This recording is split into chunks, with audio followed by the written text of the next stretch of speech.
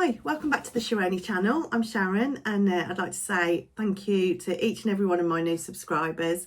You're all very welcome, and to those of you who've been with me for a little while, thanks again to you for sticking with me. I know I'm having a bit of a change around with the Mounjaro videos, and I have got some new travel stuff coming up soon as well, so bit of a mix and match, so might not all be to your taste, so obviously pick and choose which videos you like.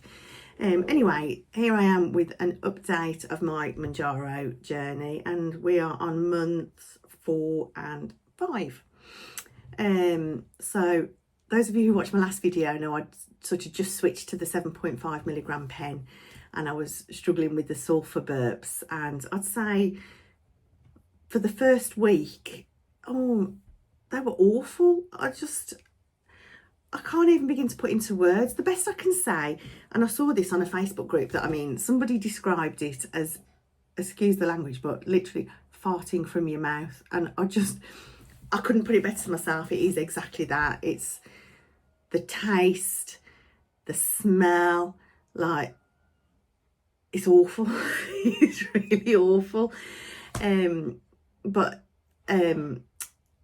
I saw a recommendation of Pepto-Bismol, which is like a pink solution, and that worked wonders for me. So I've been taking that on and off. It worked with the sulphur burps, it works with any sort of stomach issues like indigestion, that kind of stuff.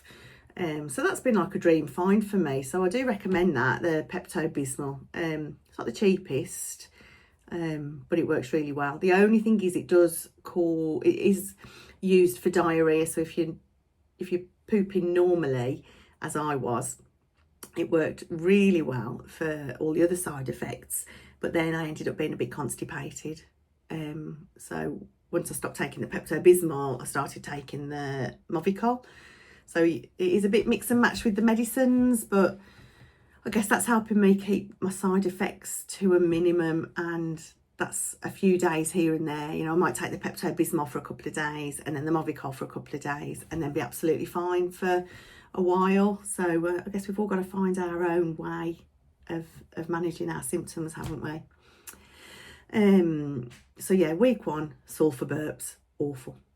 Apart from that, it was fine. I'm going to make the same apology today as I made in my last video. I've got my laptop here with some notes, so every so often I'm going to be glancing down because I just want to make sure I get all the points across that I want to, because otherwise what's the point of me sharing this journey if I'm missing out bits of key information of what's happened. So yeah, week 1, sulphur burps, no more to say.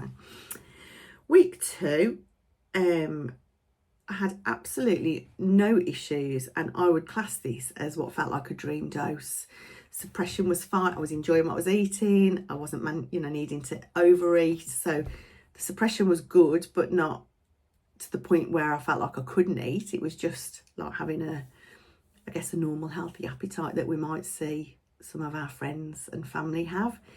I had no side effects whatsoever, and it was absolutely fantastic.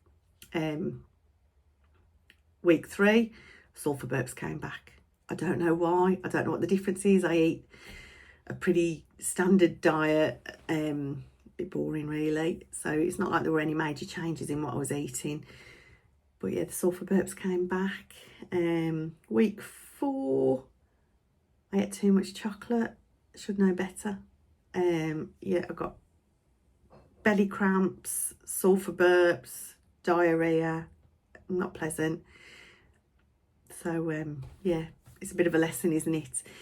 I think with the Mounjaro, we can still eat some of the nice foods, but it's a good lesson in managing portion control, whereas before I would eat all the chocolate and be fine and just get fatter. With the Mounjaro, I can eat the chocolate, but then, my goodness, I really pay the price for it. And I think that's going to help me mentally sort of reset that I don't want to eat too much chocolate, because I'm just going to associate it with those horrible feelings. So yeah, week 4, the suppression was much less as well, hence the eating too much chocolate. The food noise was coming back, and at this point I had already ordered the 7.5mg pen because on week 3 it was all going fine. So I'd ordered the 7.5 milligram pen for a second month and was quite worried that I'd made a mistake. So looking at the weight loss, week 1 I lost £2. Week 2 I lost 0.4 of a pound, so about half a pound. Week 3 I lost 3.8 pounds, so hence why I reordered a 7.5 milligram pen. And then week 4 I lost 0.2 pounds, so barely anything really. So that gave me a monthly total of 6.4 pounds, which I think at this point is probably my lowest monthly. I've been averaging about half a stone a month, or maybe just over. So that one wasn't the best, but at that point it's giving me a full total of 2 stone, 1.6 pounds, which, you know, is great, isn't it? I think it's getting over that mental block of, oh, I'm not losing enough. And I've mentioned this in other videos. Instead of thinking, oh, I'm not losing enough, focusing on the fact that actually for each of those 4 weeks, I did lose weight, and all right, 1 week it was only 0.2 pound, but it was still a loss. And without this injection, after so many months, that would not be happening.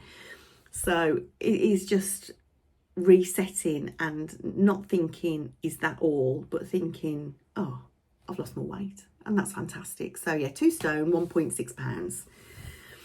So month 5 with my next 7.5 milligram pen, and was it a mistake or not? Well, let's see. Week by week. Week 1, constipation was bad. So the Movicol sachets came out. These are only the ones that you buy from the chemist. Movicol Ease, I think it's called. And I really like these. You can take 1 sachet up to 3 times a day. So I'll start with 1 in the morning for a couple of days. If that's not doing anything, the next day I'll take 1 in the morning and 1 sort of mid-afternoon. And up till now, that's been enough. I've not had to increase it to the 3 sachets. And it's a really nice, natural, gentle movement. I've had no griping or tummy pains or anything like that. And it just feels like a nice, normal poo. Sorry. Anyway, so yeah, week 1, constipation was bad. However, the suppression started to come back and the food noise started to be less. So it felt like it was starting to kick back in again. And I then, because the weight loss had slowed down, thought I'd just go back and revisit my calories, because maybe was I getting a bit complacent, doing a bit more guesstimation rather than the weighing and measuring. So I thought I'd just take a step back and get better at measuring and things. Actually, I don't think I was that far off, but I don't think it hurt me to just take that time to revisit that. And I made sure I upped my water, because that had got very bad. I wasn't drinking as much water. I mean, I hear of people taking like 3-4 litres a day. I've never been that good. I aim for maybe 2 litres a day. And at the end of month 4, I probably was just having a couple of squashes and then coffee. So at that point, I upped it again to maybe 1.5 litres a day. I really do think that makes a difference, keeping your water intake up. And if that's the only thing you take from this month's video is, yeah, keep your water intake up. It does help. It helps with that constipation as well. Week 2, had great suppression, very little side effects. Back to thinking dream dose, you know, so it was great. And then week 3, I took my dose in the morning. I inject on a Thursday evening normally, but I took it on the Thursday morning because we were going away on holiday. And I got a little bit carried away again with going on holiday. I'm not going to lie. I can't drink as much as I used to with the Mounjaro. I've never been a big drinker really, but I definitely can't drink as much. So we got to the airport, all excited. It was an evening flight, so I had a Prosecco at the airport. And then we got on the aeroplane and I had another Prosecco. And then I had a gin. I mean, this was a 13-hour flight. These drinks were over probably, let me think, probably about 4 or 5 hours. So it's not like I was caning it. This is over a few hours. Then with my meal, I had a Prosecco and a red wine. had a couple of sips of the red wine and started to feel like, oh, I think I've gone a bit overboard here. So I gave Paul my red wine. So actually I drank 3 Prosecco's and a gin. And I wouldn't say I felt drunk. I felt a bit tipsy because I'd spaced them out. Had my meal, because it was a long flight, we got a meal on board. So I probably managed less than half of my meal. It was very tasty. It was quite rich, and I kind of knew, yeah, I definitely knew I wasn't going to be able to eat it all, but I ate some and enjoyed it and watched a film. And it was an overnight flight, so I then settled down to try and get some sleep. Probably, I don't know, 3 o'clock in the morning, I woke up feeling, you know, when you get that clammy, sweaty, and I thought, oh God, I'm going to be sick. So I hightailed it up the aisle, had to wait to get into the bathroom, longest wait of my life. Managed to get into the bathroom and did throw up. Not like a drunk sick, you know, for those of you who do drink, you know what it's like when you've had too much and you're a bit sick. It wasn't like that. I didn't feel drunk. I just felt like, yeah, I just needed to be sick. So I got into the bathroom, I had one big vomit and felt fine again. Really weird, just like my body knew this alcohol has to come out. So went back to my seat and sat back down and slept for the rest of the flight and felt fine. Just very odd that one vomit just needed to come out. What then? Oh, and then on holiday, I got really bad diarrhea. So I went to the chemist. I was in Thailand. I went to the chemist, asked for some medication, and they gave me these tablets. Turns out it's Pepto-Bismol in tablet form. So I knew that they were going to work. I knew that they suited me. So yeah, just popped them for like a day or two, and it stopped the diarrhea and I felt fine. And then anytime we went out, I didn't drink much again after that. I've got to keep it. Anytime after that, if we were having a richer meal, or if I did fancy having a glass of wine with my dinner, in fact, I don't know, I said wine. We didn't drink wine out there. If I did have a drink with my dinner, I would take one of the pink tablets. And I was fine then for the rest of the holiday, no problem at all. I am going to do a longer version of being on holiday with Mounjaro, and just talk about the specifics of that. So just keep an eye. I'm going to record that straight after this one, but release it as a separate video. So if you're planning to travel, if you're interested, that's going to be a separate one. So what then? Week 4, fine, no problems. Travelled home. I didn't take my Mounjaro with me, which I'll explain in the other video. So when I got home, I injected. I was 4 days late. So that was my last dose of the 7.5 milligram. And I'm just, where am I? Yeah, that was my last dose of that 7.5 milligram pen.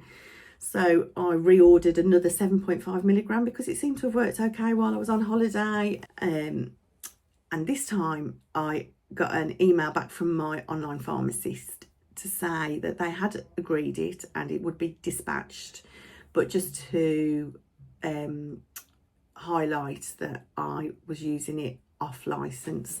So for maintenance doses, it's licensed at 5 milligrams, 10 milligrams and 15 milligrams.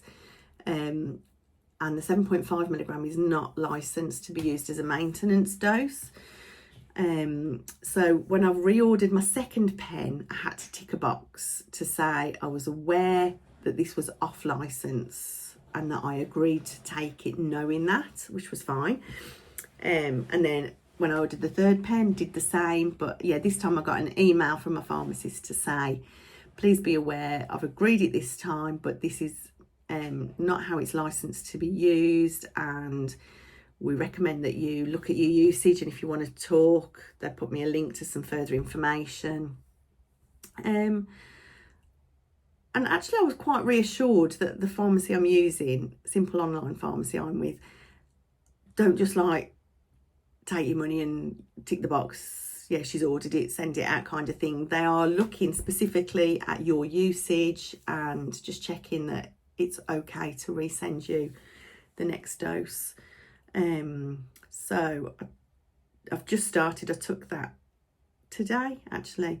So I've taken it a day early because I want to try and catch up with myself and get back to my normal day, which is a Thursday. It's Sunday today. So yeah, this will be my 3rd month on 7.5 milligrams, but that'll be the next video, and then I'm going to have to move up to 10. We'll see. Anyway, the bit we're all interested in is the weight loss. How did it go? So week 1, I lost 0.8 pounds. Week 2, I lost 3 pounds. Week 4, I was in Thailand, and then week 3, I was in Thailand, and then week 4, we got home on the Monday. My weigh day is a Friday, so I waited and got weighed on the Friday, and I had lost 1.8 pounds, which I was over the moon with, really. You know, I've had 10 days in Thailand, enjoyed some lovely food, and still lost weight.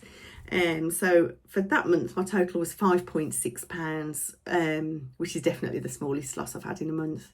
However, as I just said, I had 10 days in Thailand, so I'm more than happy with that. I guess that brings my full total to 2.5 stone, 2 stone, 7.2 pounds, which I'm chuffed with, really. I'm getting very little saggy skin.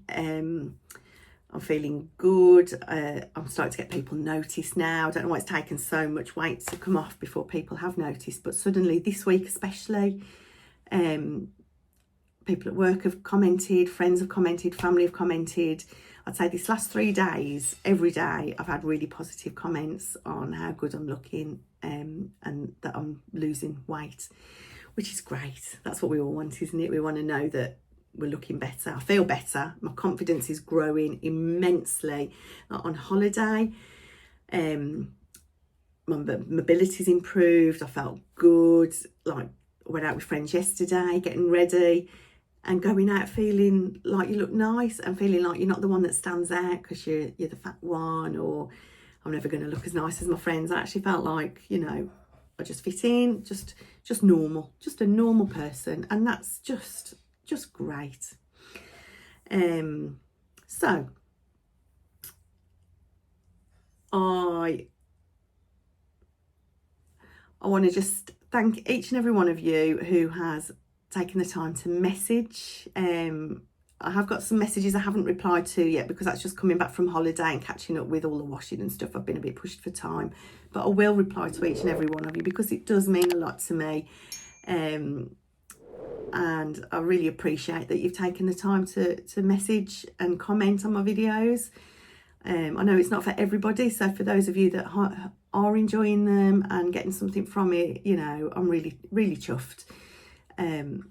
It's just about being together, isn't it? And I've said this before and I'll say it again, I am in no way pushing Mounjaro. I am not advertising it, I'm not encouraging it.